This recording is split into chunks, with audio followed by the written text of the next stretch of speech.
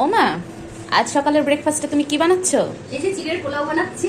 এ দেখো কড়াই তেল, চিড়ের পোলাও। হ্যাঁ, কি কি দিচ্ছ?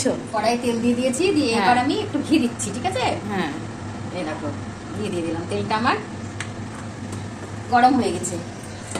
এবার আমি এর মধ্যে আলু দিয়ে দিচ্ছি। আলুগুলো একটু ভেজে তুলে নেবো।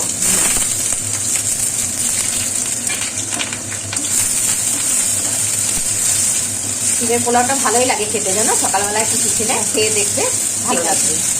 এর আগে একদিন করে দিয়েছিলাম তোমাকে। হ্যাঁ, তো তখন আমার খুবই ভালো লেগেছিল খেতে এটা। আজ দেখি মা কেমন হয়। না, তো চেষ্টা করবো ভালো করার।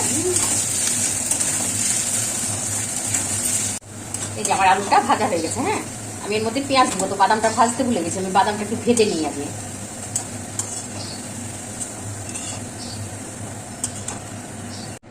এই যে বাদামটা একটু ভাজা ভাজা করে নেব। এই যে আমার বাদামটা ভাজা হয়ে গেল, একটু ভালো করেই বাদামটা ভেজে নিতে হবে। একটু জিরে ফোড়ন দিচ্ছি, শুকনো লঙ্কা, তেজপাতা, কি সুন্দর সেন্ট আসছে মা। ঘি আছে না, আর এরকম পেঁয়াজ দিয়ে দিলাম। পেঁয়াজটা একটু ভাজা ভাজা করে ওর মধ্যে আলুগুলো ভেজে রেখেছি দিয়ে দেবো। এই যে পেঁয়াজটা একটু ভাজা ভাজা হয়েছে, আমি আলুটা দিয়ে দিচ্ছি। আলুটা আগে থেকে ভাজা ছিল, আর একটু ভাজবো। ভেজে সামান্য লবণ দেবো টেস্ট অনুযায়ী।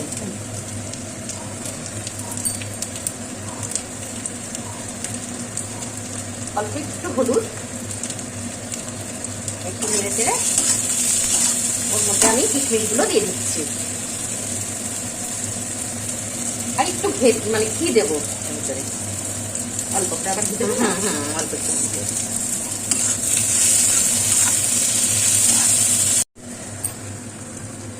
এই যে আগের থেকেই আমি চিড়েটাকে পরিষ্কার করে 3-4 বার করে জল দিয়ে ধুয়ে পরিষ্কার করে নিয়ে ভিজিয়ে রেখেছিলাম, দিয়ে একটু ছেঁকে নিয়ে ঝরঝরে করতে দিয়েছি। দেখো, এবার আমি চিড়েটাকে এর মধ্যে দিয়ে দিচ্ছি কড়াইয়ে।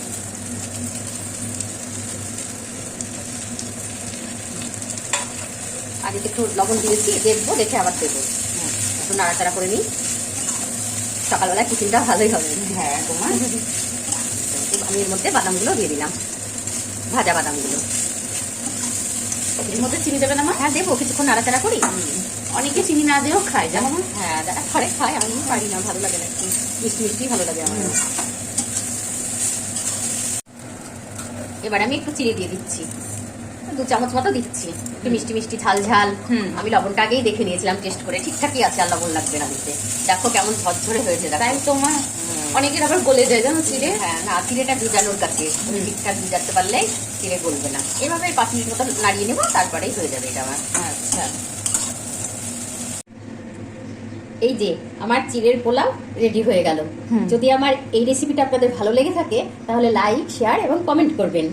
আর অবশ্যই চ্যানেলটিকে মনে করে সাবস্ক্রাইব করবেন, আমাদের পাশে থাকবেন।